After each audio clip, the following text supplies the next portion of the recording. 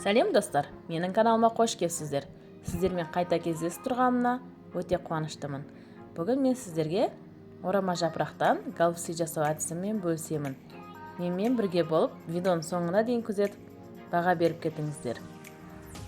Достар, менің каналыма тіркеліп, лайк басып, комментарий қалдыруды ұмытпаңыздар. Сіздер үшін бір минуттық іс, ал мен үшін ол үлкен сәттілік. Алдымен капустамыздың керек емес жерлерін жақсылап тазартып аламыз. Сосын ортасындағы өзегін де ойып алып тастаймыз.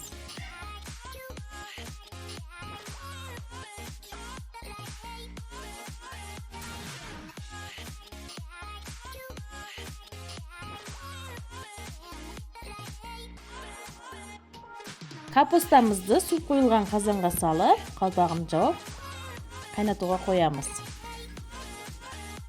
Бұл аралықта біз бір пиала күрішімізді алып суға жібітіп қоямыз.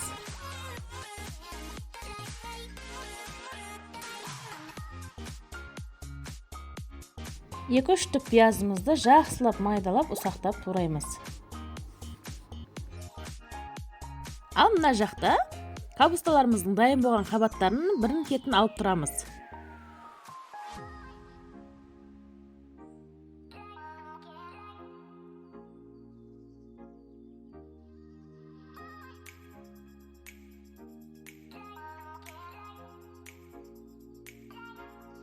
Туралған пияздарымызды ыдысымызға саламыз. Сосын артынан тағын зелендерді турап, оны да сол ыдысымызға салып аламыз. Енді барлық заттарымыздың бәріні бір ыдысымызға саламыз. Пиязымызды, көкөнісімізді, күрішімізді, фарш, үстіне тұзыны, бұрышымызды сөгіп, дәміне ретпейміз. Мен помидордың согынан қосып жібердім, қаласаңыздар. Сіздерде болмаса, жарты пиала суға бір қасық томаттан салып жақсылап араластырып, соны қосып жүрсеңіздер болады. Ал енді дайын болған капустамыздың жапырағını ортасындағы қатты жеріне алып тастап, екіге бөлеміз.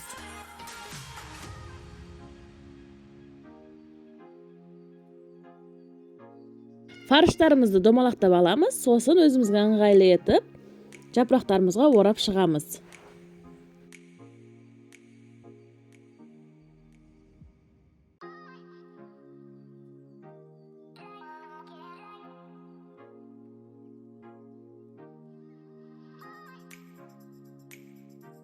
Барлық орама жапырақтарымызды мен видеода көрсеткендей етіп, қайталап орап шығамыз. Достар, сіздерді ерінбестен жасап көрулеріңізге кеңес беремін. Өте дәмді болады.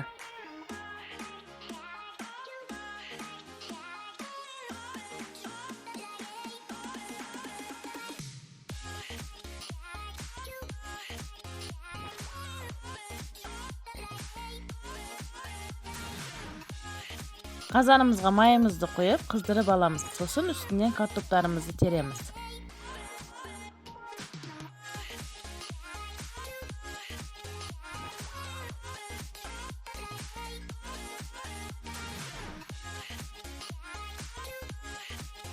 Үстіне керегінше тұзымызды салып, азырақ су қоямыз.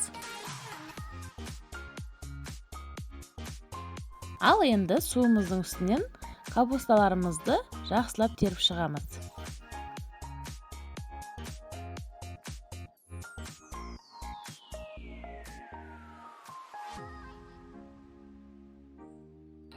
Капусталарымызды жақсылап нығыздап теріп, 35 минут көлеміне бұқтырып қоямыз. Міне біздің тамағымыз дайын. Ас болсын.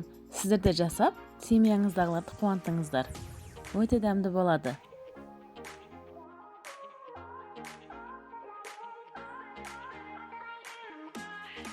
Достар, менің каналыма тіркеліп, лайк басып, комментарий жазуды ұмытпаңыздар.